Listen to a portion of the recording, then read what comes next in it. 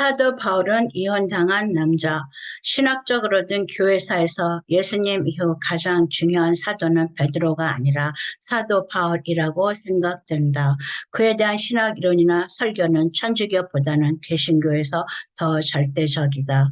그런 그에게 나는 의문이 생긴다. 사도 바울의 결혼에 대한 가르침과 사도 베드로의 결혼에 대한 가르침이 너무 차이가 나기 때문이다.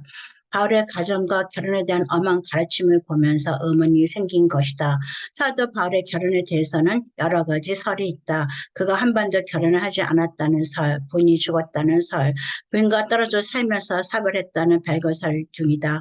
그런데 나는 더 나아가서 그가 별거나 사별을 넘어서 이혼당한 남자라는 생각이 든다.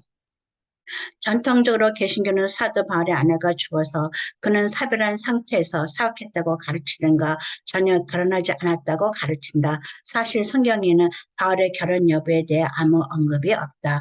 전해져 내려오는 통설에 의하면 캐톨릭은 사도 바울은 부인이 있는데 부인과 떨어져 지내면서 별거 꼭 혼자 사역을 했다고 가르친다. 개신교는 그가 사별했다고 가르치기도 한다. 물론 전혀 결혼하지 않았다고 가르치는 곳도 많다. 그런 전통적인 관념보다는 나는 그가 이혼당한 남자라는 생각을 하게 된다. 우선 유대의 바리새인들은 결혼을 하지 않으면 바리새인 선생이 될 수 없다. 그것이 유대인의 전통이다. 그도 바리새인의 전통에 따라 결혼했을 것이다.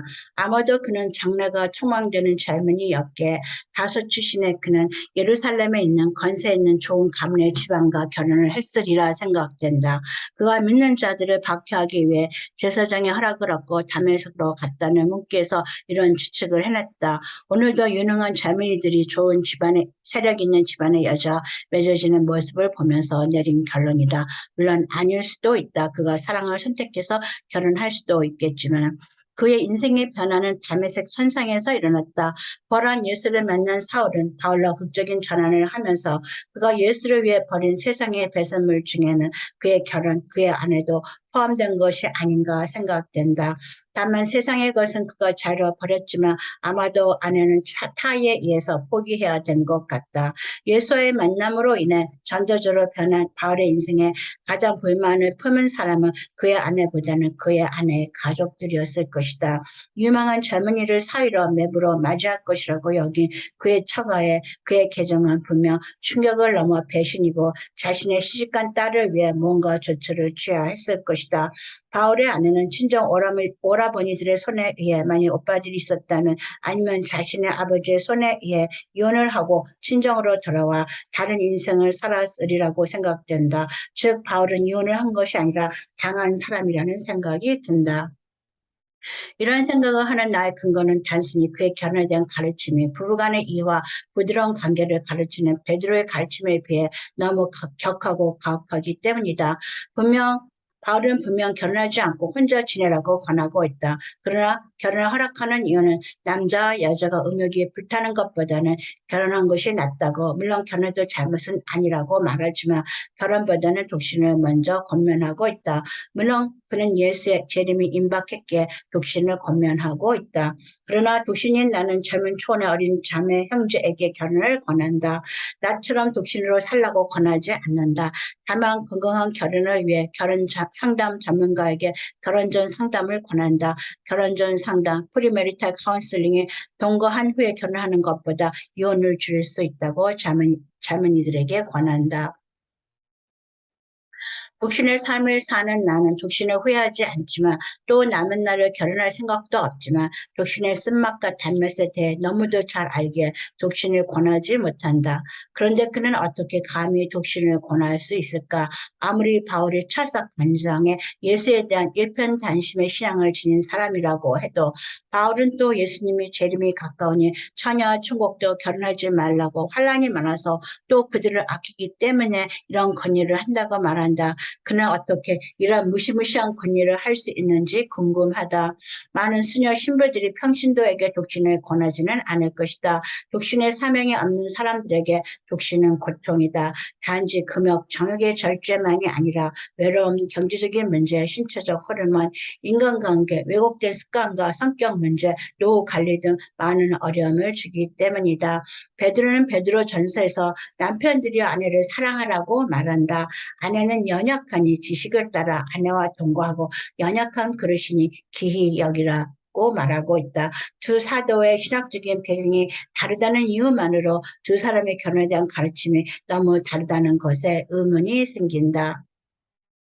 혹 사도 바울은 아내가 자신을 버리고 떠난 것에 대해 무의식적인 원망이 깔려 있어서 그런 말을 한 것은 아닌가 하는 생각이 든다.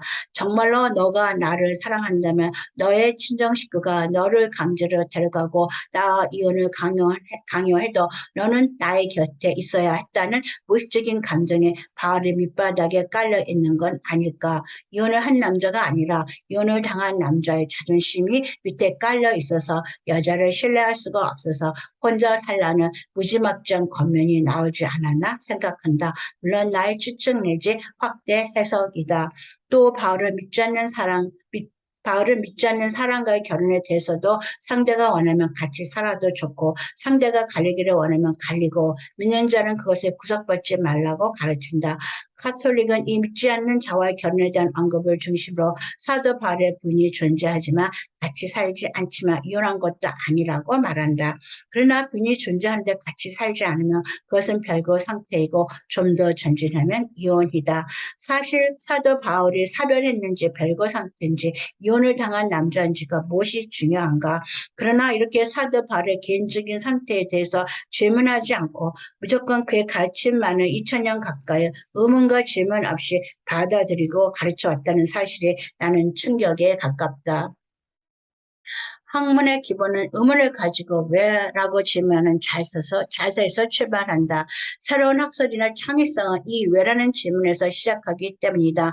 물론 기독교는 학문이 아니고 신학 종교이다. 그러나 신학 종교학도 학문의 형태를 통하여 가르치고 신학도 시대에 따라서 발전하면서 바꾸어 왔다. 그렇다면 왜 바울의 개인적인 상태에 대해서는 생각해 보지 않고 아내의 남편에 대한 존경과 아내의 남편에 대한 순종을 남편의 아내 사랑과 함께 그렇게 확신을 가지고 가르치는지 놀랍다. 왜 시대가 변화하는데 시대에 맞는 필요한 신학 이론을 개발 전개하여 성도들의 필요를 채워주지 못하는지 나는 의문이다.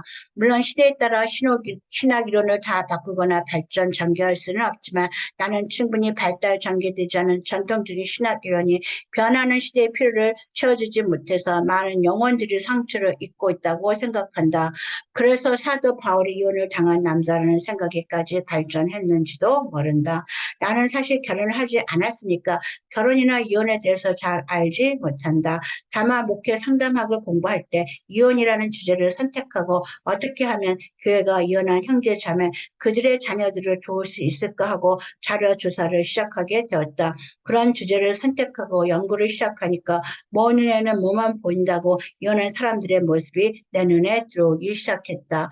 마크의 줄을 서는데 젊은 아빠, 어린 아들이 노는 것을 보면서 나는 처음으로 그 아빠가 싱글 데디라는 생각이 들었다. 왠지 깨끗하지 않은 후줄근한 아들과 아버지의 복장, 아들과 같이 노는데 약간은 거칠은 행동, 더 젊은 아빠의 얼굴에 비친 고달픔이 묻어나왔기 때문에 그런 생각을 하면서 그런 나에게 놀라서 웃음을 지은 적이 있다.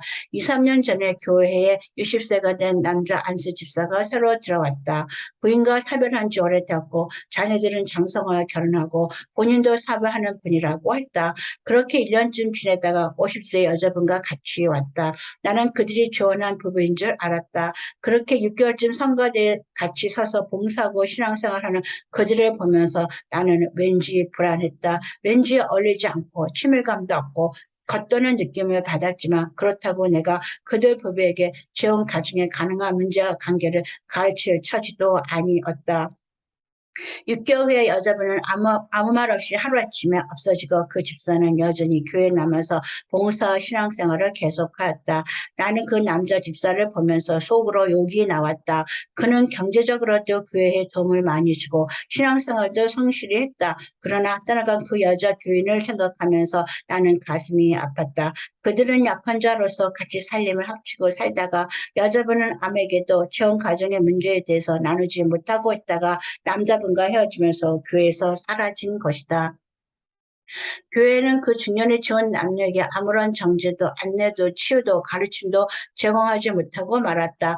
교회는 그 문제에 대해서 입을 다물고 담임 목사와 사학자들은 가슴 앓기만 했다. 힘없는 나는 그 지원 남녀에게서 시장 논리, 힘의 논리, 돈의 논리만을 보았을 뿐이다. 그 남자분은 사업하고 경제적으로 여유가 있으니까 또 다른 여자분을 만나면 된다.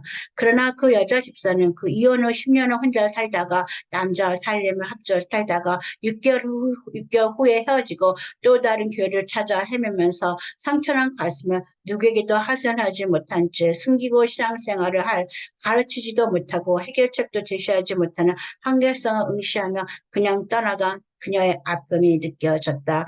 이혼이 흔하게 일어나고 있다. 더 이상 이혼이 수치가 되지도 않는다. 그러나 여전히 이혼하는 교인, 이혼을 당하는 교인들이 이혼을 하면 제일 먼저 교회를 그만두거나 교회를 바꾸는 일들을 한다. 그들에게 사도 바울도 이혼을 당한 남자일 수도 있다는 사실을 알려주고 상처의 치유와 홀로서기를 가르칠까 아니면 그런 가르침 때문에 더욱 이혼을 조장한다고 비난받을까.